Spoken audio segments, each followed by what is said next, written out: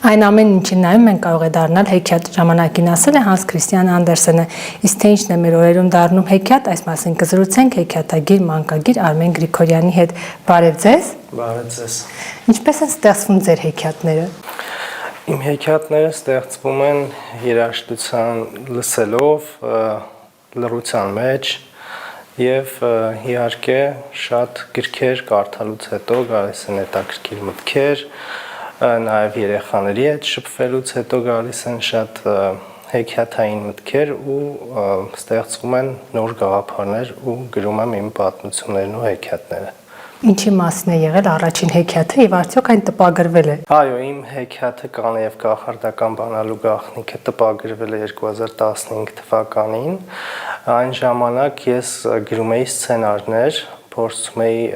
մուլտսերիալներ գրել կամ ֆիլմի համար սցենարներ, որտեղ շատ եմ սիրում ֆիլմեր ու փնտրում էի նենց ֆիլմ, որ ինձ հետաքրքրի ու փորձում էի ես ստեղծել այդ։ Այնուհետև, որ գիրքը տպվեց, սկսեցի այդ ուղղությամբ ավելի շատ աշխատել ու արդեն 4 գիրք ունեմ։ Նաև վերջերս տպագրվեց իմ հեքիաթներ փոքրիկին գիրքը, որը իմ 10 տարիների աշխատանքն է, այսինքն այդ 12 հեքիաթները գրվել են այդ 10 տարիների ընթացքում։ Օպերայի բակում գիրքը տպագրվելուց հետո իմ գիրքը հայտնվեց Կորիզի ամենամյա ընթերցանության ցանկում, որը պարտադիր ցանկ ունի եւ 3-րդ դասանի ցանկում էր իմ գիրքը ու տարբեր ինձ առաջարկներ եղավ դրանից հետո, որտեվ գիրքը շատ հայտնի դարձավ, մինչև ընդգրկվել է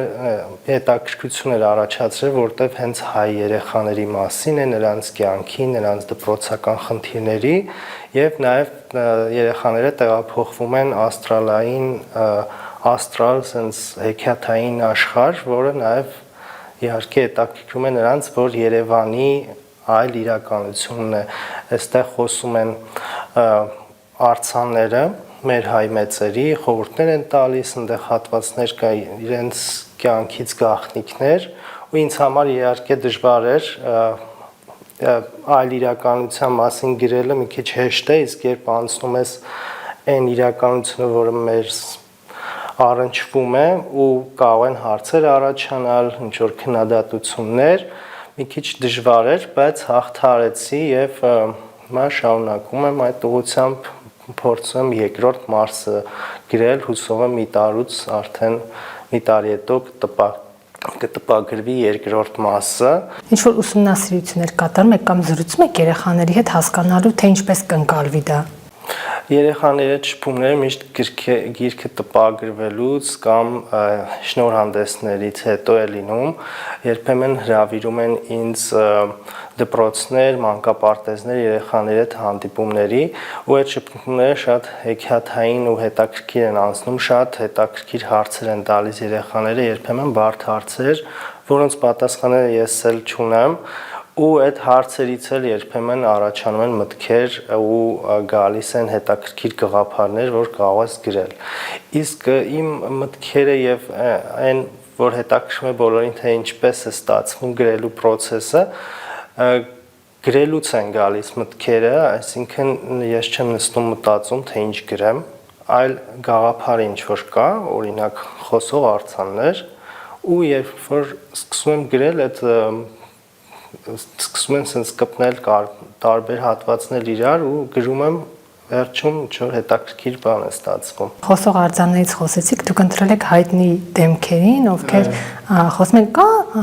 անց որին ցանկացել եք ընդգրկել հեքիաթում, բայց չի ստացվել նրան խոսեցնել։ Իրականում չէ, որովհետև այն հատվածով, որ երեխաները գնում են, այդ հատվածի արձաններին եմ ընտրել ու կան այնտեղ քանի որ հատված կա, որ չար կերպարը քամին իր մասին հին պատմությունները գրքում նկարագրված է, այնտեղ կան օրինակ Սասունցի Դավիթի արձանն է գալիս եւ այդ հատվածները, որոնք որ չի ստացվել, փորձել եմ այդ հատվածում ներառել Բայց քանի որ կա գաղափարի երկրորդ մասի, չեմ բացի գաղտնիքները, կան մեր հայտնիները նաև երկրորդ մասում, կան նաև թանգարանային հատվածներ, որտեղ հետաքրքիր իրադրություններ կան եւ երեխաները հայտնվում են շատ հետաքրքիր միջավայրում, այո, եւ դեռ լիքը մտքեր կան, որ ուզում եմ ներառեմ երկրորդ գրքում, բայց աշխատանքը դեռ շարունակվում է։ Նաև աշխատել եմ վերջերս մուլտսերիալի սցենարի վրա, առաջարկ կար, բայց քանի որ դեռ աշխատանքները ընթացքի մեջ են, գաղտնիքներ շատ չեմ կարող բացահայտել, վերջացրեմ նաև երկող, այսինքն ձայնային գիրք է, երբ որ սեղմում են եւ գիրքը խոսում է երեխայի հետ, գիրքի սցենարը վերջացրել եմ, ուղղակի դեռ ձայնագրություններ պետք է արվեն, որ գիրքը արդեն լինի, դրա համար նույնպես չեմ ուզում շատ մանրամասներ ներկայացնեմ, բայց շատ հետաքրքիր էր, որ ես մտածում եմ, որ ես կարող եմ աշխատել գիրք կարդալ սկսող կամ արդեն կարդացող երեխաների համար, ու օրինակ օպերայի բակում եւ հեքիաթներ փոքրիկինը հենց այն երեխաների համար է, որոնք սկսում են կարդալ կամ օրինակ փոքրիկ են 3 տարեկանից ու այս ամենապուճուրիկների համար աշխատել է, որ տարերի, թվերի մասին ինչ որ բաներ գրել է, ես չէի մտածում, որ կարող է ստացվի, բայց հասկացա, որ երևակայությունն այնց բան է, որ երբ որ աշխատում ես, կապ չունի, որ տարիքի համար է կամ ինչ ես անում, ինքը անսահման կարող է քեզ բերել նոր մտքեր, նոր գաղափարներ։ Օպերայի բակով բոլորս ենք գրեթե ամեն օր անցնում կամ պարբերաբար, այն վերածվել է խաղահրապարակի եւ հետո ես շատ եմ նկատում երեխաները հարգանք չունեն մշակութային միջավայրի հանդեպ, ավելին կանգնում են արձաններին կամ նստում են, կարծեմ ձեր հեքիաթում դրան անդրադարձ չկար, եթե չեմ սխալվում, հաջորդ հատորում գուցե լինի ինչ որ կրթական հատված։ Այդ դաստիարակչական մասերը շատ կտրուկ մի քիչ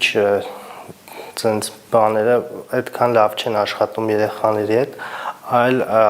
նույնիսկ եթե վատ կերպարն է, չար կերպարն է, ինչ որ բան անում ու ներկայացնում ես դա լավ չի, կարող է հակառակ լինել, բայց կան շատ հետաքրքիր հատվածներ, որ շատ նուրբ փորձել եմ երեխաների ինչ որ բաներ բացատրել ու միշտ ինձ երեխաներին ինչ որ բան սովորեցնել ու իմ պատմություններն ու հեքիաթները հենց դրա մասին են, երեխաներին ինչ որ բան սովորացնել, պատմել։ Հետաքրքիր իհարկե միտք է, շատ, բայց դու գրում ես այն, ինչ որ քեզ հետաքրքրում է ու շատ չես սայվերվում անպայման ինչ որ դաստիարակչական էս պետքա լինի, այն պետքա լինի, իհարկե սահմաններ կան, երեխաներին չվնասելը, այսինքն հոգեբանական այդ տարիքային շեմը պահել, որ եթե երեխայի համար է, որը 10 տարեկան է, չլինին այնց բաներ, որ 15 տարեկանից բարձր երեխաները պետք է հասկանան։ Ձեր սուպեր Արամը հեքիաթում դուք երեխաներին սովորեցնում եք կարեկցանք։ Ինչ եք նկատում հիմիկվա երեխաներին, ընդհանրապես ինչ պետք է սովորեցնել, ինչ բացթողումներ կան։ Երեխաներին պետք է սովորեցնենք ամեն ինչ, իհարկե ես այնց հատվածներ կան, որ ինձ են ասում, որ այս հատվածով ինչ որ բան սովորեցրինք, ինձ դա դպրոցից գրել էինք, որ ձեր գիրքը ձեռք ենք բերել, որ երեխաներին այսինչ բանը սովորեցնենք, իմ համար դա շատ զարմանալի է, որովհետև ես հատուկ դա չէի մտածել։ Օրինակ գրադարանից, որտեղ կազմակերպվում են հանդիպումներ, ես գնացել էի եւ երեխաները ունեցել էին հայ գրողների մասին միջոցառում ու բոլորը ովքեր կարդացել էին օպերայի բակում, ընտրել էին այն հայտնիներին, որոնց արձանները գրքում կան։ Ու հետաքրքիր էր, որ շատ իրենք հետաքրքրությամբ էին գրել այդ մարդկանց մասին, բոլոր փնտրել էին, որ ավելի մանրամասն գրեն, ինչը նույնպես կարծում կարևոր է, որ ստացվել է։ Մեր ժամանակներում գրողները գրում են առօրյա խոսակցական ոճով եւ կիրառում են այնպիսի բառեր, որոնք հասանելի են թե մեծերին, թե փոքրերին եւ այնպիսի անձնանուններ, որոնք նրանք ծանոթ են։ Իսկ ինչու չկան այնպիսի բառեր, որ իրենք չհասկանան իմաստը, փորձեն փնտրել։ Ես իմ գրքերում փորձում եմ այն բառապաշարով գրեմ, որ երեխաները հեշտ կարդան, բայց չեմ օգտագործում օրինակ a տարով գնացել a կամ օրինակ գրեիք բառեր, որ երեխաներին հետաքրքրի հավես լինի կարդալ, այսինքն փողոցային ինչ որ բառեր չեմ փորձում տենց ու ինձ հաճելի էլ չի, փորձում եմ գեղարվեստական եւ հայոց լեզուն հարգելով գրել, բայց փորձում եմ մի քիչ ավելի պարզ լեզվով գրել, որ երեխաները կարդալուց չտանջվեն, այսինքն այն բառերը, որոնք որ պետք է փնտրեն,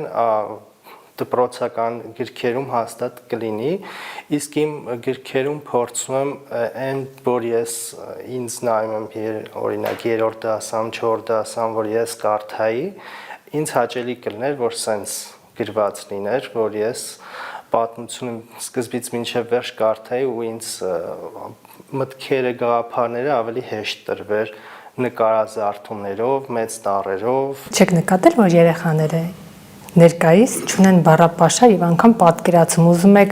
հզոր պատկերազարդում արեք, իրենք իմաստը չեն հասկանում, կարծում սա ինչի հետևանք է։ Քիչ համաձայն չեմ, որտեվ երեխաները, որ կարդում են գրքերը ու օրինակ իմ գրքերը կարդալուց այնց հարցեր են տալիս, որ դու հասկանաս, որ ամբողջ գիրքը հասկացել են, կերպարները, գաղտնիքները, հարցեր են տալիս այնպիսին, որ դու չէիր էլ մտածի, որ կարելի է այդ կողմից նայել, բայց նաև բառապաշարի առումով չեմ կարծում, իհարկե ունենք խնդիրներ, բայց չեմ կարծում, որ դա համատարած է։ Դուք խոսեցիք, որ ցանկանում եք շատ հեքիաթներ մուլտֆիլմի վերածել, չէ՞, կարծեմ։ Այդ դժվար չէ Հայաստանում մուլտֆիլմ ստեղծել, որովհետև որ նայում եք ամբողջ աշխարհում նկարանված ֆիլմերը եւ ծախսած գումարները եւ այդ բյուջեով դժվար Հայաստանում չստեղծել։ Դժվար է ու դրա համար դեռ աշխատանքները շարունակվում են։ Ես իմ համար դա երազանքի ու հենց հեքիաթային այդ մասն է, որ հույս ունեմ, որ կստացվի, որովհետև հետաքրքիր գաղափարներ կան, որ մուլտֆիլմի վերածելուց հետո երեխաները ավելի շատ կհետաքրքրվեն նաև գրքերով, որտեղ նենց է, որ կապ լինի գրքերի հետ ու մուլտֆիլմներով էլ երեխաներին ավելի հեշտ է պատմությունները ընկալել ու դաստիարակչական հատվածը այդ ձևով ավելի հեշտ կլինի անել կամ ինչ-որ բան սովորեցնել։ Ֆանտաստիկայի ժանրում ստեղծագործողները հիմնականում կարծես կանխագուշակում են ապագան։ Ինչպիսի ապագա եք կանխատեսում։ Դա ինձ թվում է լինում է ենթագիտակցորեն, այսինքն շատ հնարավոր է ապագայում ինչ-որ բան լինի ու քո գրքում գրված լինի դա, բայց դու երբ որ հենց ուղիղ քեզ հարցնեն դու ինչ կանխագուշակես, մի քիչ դժվար է դա ասել, որովհետև երբ որ դու գրում ես, քո ուղեղը, քո միտքը ամբողջովին լարվում է այդ պահին ու դու գրում ես այն լավագույնը, որ դու կարող ես մտածել, իսկ սովորական առօրյա կյանքում դու չես սկսում ապագա ինչ-որ թե ինչ կլինի, այլ դու մտածում ես քո խնդիրների, քո առօրյա խնդիրների մասին, բայց հարցին ես հուսով եմ, որ այս զարգացումը IT եւ արհեստական բանականության կգնա այն ուղով, որ հիմա կա օրինակ, որ մեզ օգնում է ծրագրերը, մեր առօրյա աշխատանքները եւ գործերը կատարելուց կամ նկարներ, վիդեոներ ավելի գեղարվեստական եւ զարգացնող ուղով գնա, ոչ թե այն, որ մենք տեսել ենք ֆիլմերում, որոնք մեզ կանխագուշակում են վատ եւ ոչ այնքան ցանկալի ապագա։ Արհեստական բանականությունը կամ ռոբոտները մարդուն չեն դարձնի ավելի շատ նստակյաց կյանքով ապրող եւ չմտածող։ Ես հաճախ մտածում եմ այդ հարցերի շուրջ ու ժամանակին շատ տեխնոլոգիական զարգացումներ, նույն համակարգիչը եւ ինտերնետը ունեցել են տենց հարցեր, որ հնարավոր է մարդիկ նստակյաց ու այո, ավելի նստակյաց են, բայց մարդուց շատ բան է գալիս նույն ընտրությունը կատարել, լինել ավելի ակտիվ, զբաղվել սպորտով եւ օգտվել տեխնոլոգիայից նենց ոնց որ ճիշտ է, ինչը իհարկե հեշտ չի, բայց պետք է փորձենք լավագույնը քաղենք եղածից։ Ձեր ստեղծագործող մարդու ստեղծագործությունը ոչ միայն փոխում է դիմացնին, այլև առաջին հերթին իրեն։ Իսկ ձեր մեջ ինչ փոխվեց։ Կարծում եմ, որ կա տենց բան, որովհետև այն մտքերը, որ դու գրում ես ու մտածում ես դրանց մասին ու ինքդ երբեմն բան ես գրում, որ ոնց որ քեզ խորհուրդ լինի, ավելի ուշադիր եմ իմ կողքիների նկատմամբ, կարծում եմ, որ այդ ուշադրությունը ավելի շատ մտածել կողքիների մասին շատ կարևոր է եւ հատվածներ կան գրքում, որ ընկերները իրար օգնում են ու ես ինձ հարցնում եմ արդյոք ես sense նույն ձև կվարվեի ոնց որ ես գրում եմ ու դա շատ հետաքրքիր է։ Կվարվեի։ Այ մտածում եմ կվարվեի թե չէ, հուսով եմ որ այո։ Դուք ունեք նաև հեքիաթ Ամանորյա հեքիաթը վերնագրով, որտեղ երեխաների ցանկությունները կատարում են, մեկը ուզում է դառնալ անտեսանելի, կարծեմ մեկը թռչել եւ այլն։ Իսկ ո՞րն է ձեր ցանկությունը։ Ցանկությունները շատ են, բայց ընտրել մեկը շատ դժվար է ինձ համար, բայց կուզեի մուլտֆիլմի իրողությունը իրականություն դառնար եւ իմ սցենարի հիման վրա մուլտֆիլմը նկարվեր։ Գրքերն էլ էին իմ համար երազանք, արդեն 4 գիրք ունեմ ու իմ համար մի քիչ անհավատալի է դա եւ հուսով եմ մի օր այդ անհավատալին մուլտֆիլմի մասով էլ իրականություն կլինի։ Ձեր հեքիաթների հերոսները որքանով են իրական եւ արդյոք դրանց մեջ կա հենց նաեւ ձեր կերպարը։ Իմ կինը, քանի որ նաև խմբագիր է եւ դասախոս, միշտ փնտրում է ինձ իմ հեքիաթների մեջ, երբեմն գտնում է, ես ինձ արմանում եմ, որ այս ոնց որ թե ճիշտ ես ասում, ես գրելուց չէի նկատել, բայց կան կերպարներ, որ հատուկ եմ ընտրում, երբեմն ընտրում եմ անուններ, բայց այդ կերպարը իրական կերպարի հետ կապ չունի, բայց կան հիմնականում չգիտեմ ինչու, բայց վատ կերպարներն են իրականությունից վերցրած լինում։ Հարևան բարեկամ ծանոթ։ Չէ, հայտնի կերպարներից եմ վերցնում, բայց կարծում եմ, որ կերպարները չեն կարող ստեղծվել օդից, պարզ է դու շփվում ես շատ մարդկանց հետ ու հնարավոր է, որ ամբողջականացնում ես մի կերպարի մեջ շատ կերպարներ, ում հետ դու շփվել ես կյանքի ընթացքում։ Կա հեքիաթագիր, ում կցանկանայիք հանդիպել եւ ինչ հարցեր կքննարկեիք։ Ջոան Ռոլինգին կուզեի հանդիպել, շատ եմ սիրում Հարի Փոթերը ու կուզեի կարճ ինչ-որ շփում, հասկանալու թե ինչ մտքեր, որովհետև այդ պատմությունը ավարտելուց հետո ինքը ուրիշ անունով էր գրում, ուզում եմ ես ինձ հետաքրքիր էր ինչ գաղափար եկավ, որ փոխեց իր անունը եւ այդ պատմությունները ինչու չշարունակվեց այդ հեքիաթային իմաստով եւ իհարկե թե հնարավորություն լիներ այն գրողների, որոնք այլևս չկար, շատ հետաքրքիր կլիներ շփվել Թոլքիենի հետ,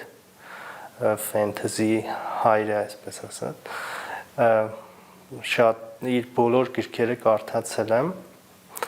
եւ շատ կերպարներ եւ գրողներ կան, որ կուզեի հանդիպել եւ հուսով եմ կհանդիպեմ։ Կարծես հենց թվարկված հեղինակներն էլ ձեզ ոգեշնչել են։ Այո։ Այո, կարելի է այդպես ասել, բայց ոչ միայն։ Հայերից։ Հայերից դե Հովհաննես Թումանյանի հեքիաթները իհարկե խնկուապոր հեքիաթները զարմանալին հենց դա էր, որ իմ առաջին գրքից հետո ինձ ասացին, որ հայկական այդ հին հեքիաթների որ կարդում ես նմանություն կա, բայց ես ընդհանրապես չէի նմանացրել ու տենց շատ հետաքրքիր երբեմն մտքեր են ասում մարդիկ, որ դու գրելուց չես մտածել։ Ավելի շատ Հարի Փոթերին է նման։ Ես Հարի Փոթերի հետ կապված միշտ հարցնում եմ, որ նմանություն կա, որտեղ ես հատվածներ կա, որ ոգեշնչվել եմ, բայց ասում են երեխեքը, որ չէ։ Նման չի, երևի այդ հեքիաթի հենց ուղիղ, այսինքն կախարդական փայտիկներ, ինչ որ այդ ամեն ինչը որ չկա, այլ ուղղակի ոգեշնչվածությունն է, դրա համար երևի ուղիղ նմանություն չեն գտնում։ Իսկ ինչպես հանդգնեցիք հենց հեքիաթի ժանրում գրել, այսինքն կարող եք բանաստեղծություն գրել, չեք վախենում, որ չի ստացվի։ Ես քանի որ ուժեղ եմ երևակայություն ունեմ շատ ուժեղ ու շատ եմ սիրում ֆենթեզին եւ հեքիաթը, շատ չեմ մտածել վախենալու մասին ու ինձ շատ է օգնել նաեւ Արքմենիկ Նիկողոսյանը, ինքը ասում էր, որ շատ բանաստեղծներ կան, բայց հեքիաթագիրներ այդքան շատ չունենք ու հենց հեքիաթի նկատմամբ սերը ինձ օգնեց շարունակել գործը սովությամբ ու նաև իհարկե ես շատ եմ սիրում երեխաներին սովորեցնել ինչ որ բան շփումը իմ համար հեքիաթային ու սենց ասում են աչքերդ վառվում այդ բանին որ երեխեքի հետ հանդիպում ես այդ իմն է ու կարծեմ ճիշտ ուղղությամբ գնացի ես։ Ասում են, եթե մեծահասակները սկսել են կարդալ հեքիաթներ, ուրեմն նրանք հասունացել են։ Արդյոք հեքիաթները ինչ-որ մի բան կարող են սովորեցնել նաև մեծահասակներին։ Իհարկե կարող են ու հեքիաթը ոչ միայն սովորեցնում է, այլ նաև մեզ օգնում է մի քիչ դուրս գալ իրականությունից։ Մեր իրականությունը բարդ է եւ խնդիրները շատ են ու երբեմն դու կորում ես այդ ամեն ինչի մեջ ու հեքիաթը օրինակ ինձ օգնում է գրելու ժամանակ, որ ես կտրվում եմ իրականությունից ու օգնում է ամեն դեպքում ետ վերադառնալ իրականություն ավելի ուժեղ, ավելի միտքդ հանգստացած ու կարծում եմ հենց հեքիաթներ կարդալու ժամանակ էլ նույն process-ի մեջով ենք անցնում։ Օրինակ, եթե մեծահասակ է չար նախանց հեքիաթ կարդա գբարյանը, կարծում եմ, որ հեքիաթը մեծերին օգնում է գտնել իրականության մեջ նաև հեքիաթը, որտեվ իրականության մեջ հեքիաթը շատ քիչ է։ Այն իրականությունը, որ գրողները փորձում են գրելով փոխել, հեքիաթով փոխելը շատ ավելի հեշտ է, որտեվ հեքիաթի մեջ ավելի շատ բան կարող ես անել։ Դրա համար կարծում եմ, որ մարդը եթե կարդում է, արդեն ինքը փոխվում է, ինչ բաներ է սովորում, ամեն գրքից հետո դու մի քիչ փոխվում ես ու չար եւ նախանց մարդը նայած ինչ գիրք է կարդում։ Դուք մասնակցել եք նաև 44-օրյա պատերազմին, գիրք գրել եք տեղի ունեցածի վերաբերյալ։ Գրել սկսել եմ հենց այնտեղ հեռախոսից մեջ էի գրում, փորձում էի հենց այնտեղ էլ փնտրել այդ իրականությունից կտրվելու հատվածը ու գրել եմ օրերի մասին այնտեղի, ոչ բոլոր օրերի ու ինքը այնց օրերով պատմություններ դարձավ, ինձ առաջարկում էին, որ պետքա դա գիրք դառնա, բայց չգիտեմ, ինձ ինչ-որ բան կանգնացնում էր, որտեվ իմը հեքիաթն է։ Դրա համար ես ամբողջականացրեցի պատմությունները օրերով արխիվի նման ու տպվեց գրեթերթում, ամեն դեպքում դա պետք է տպագրվեր եւ լավագույնը ինձ թվում է գրեթերթում շատ ընթերցողներ կան ու ընթերցողները հիմնականում ինձ տենց հարցեր էին տալիս կարդալուց հետո, որ կարծես ինձնից ինչ որ պատասխաններ էին ուզում ստանալ, որոնց պատասխանը ես չունեի։ Ես ուղղակի ներկայացնում էի, թե ինչ ա եղել մեզ հետ։ Երբեմն կարծիք նաև լսել եմ, որ ասում են, այդ ամեն ինչի մեջ գեղեցիկն ես տեսել, որտեղ նկարագրությունների մեջ գեղեցիկ հատվածներ կա, եւ քանի որ ես այդ պատասխանները չունեի, դրա համար սխալ էր դա գիրք դարձնել, որտեղ մարդիկ կարդալու էին ու ինչ որ պատասխան փնտրելու ինքը դառնալու էր ինչ որ բիզնես գաղափար ավելի շատ, որտեղ եթե դու չունես այն ինչ որ մարդը պետք է ստանա, պետք չի հուսախաբանել։ Ամբողջական պատկերացում չունեք վերջնական, հա, դրա համար չեք գրել։ Ոչ թե ամբողջական պատասխան, այլ մարդիկ ասում են, բա վերջ ինչ ա լինելու, որտեղ իր մարդիկ որ կարդում են, ինքը ոնց որ հեքիաթային լիներ ու կարծում եմ վերջին ինչ որ ես գրեմ ինչ որ բան է փոխվելու, ավելի լավ ավարտ լինի, բայց տենց չէր ու չէի կարող ես դրա մեջ հեքիաթ մտցնել։ Մոտ 50 եւ ավելի օր եղել եք 51 օր։ Եղել եք ռազմի դաշտում։ Այդ օրերը ինչ բերեցին եւ ինչ տարան ձեզանից։ Տարան շատ ինքը որ ասեմ շատ երկար ժամանակ է, բայց կարծես մի ամբողջ կյանք տարան, որտեղ իմ աղջիկը 6 ամսական էր ու այդ ամենայն հեքիաթային տարիքն է երեխային սիրելու ու այդ հատվածը որ բաց թողեցի, ինձ թվաց թե երեխայից մեծանալը ես բաց եմ թողել, չեմ տեսել ու ինչ տվեց ընկերներ եւ կյանքը գնահատելու, ամեն մի մանրուքը գնահատելու, այդ նույն կողքիների նկատմամբ ուշադիր լինելու, կարծում եմ մինչև պատերազմ գնալը ես մի քիչ ավելի էգոիստ էի, մի քիչ կարծում եմ փոխվել եմ։ Դարձել եք ընկերասեր, մարդասեր։ Ոչ թե ընկերասեր չէի, այլ ուղղակի բաներ կա, որ զգում ես, որ մարդու կյանքը կախված դրանից, այդ ուշադրությունից եւ ընկերությունը ավելի շատ ես գնահատում տենց դժվարություններից հետո։ Կան կերպարներ, որոնց հետագայում կանադառնանք թեկուզ ձեր պատմվածքներում։ Շատ հնարավոր է, որտեվ մարդիկ դժվար եւ ծանր ժամանակներում ավելի բաց են, ավելի մանավանդ գրողի համար ավելի հետաքրքիր կերպարներ ես տեսնում այդ դժվար ժամանակներում, ինչը երբեմն դուք ես ասում ես, թե ինչով եմ ես զբաղված, ինչի մասին եմ մտածում, բայց իրականում ստացվելու է այնպես, որ օգտագործելու ես կերպարները։ Շնորհակալություն։ Ձեզ շնորհակալություն հրավիրելու համար։ Մենք զրուցում էինք հեքիաթագիր, մանկագիր Արմեն Գրիգորյանի հետ։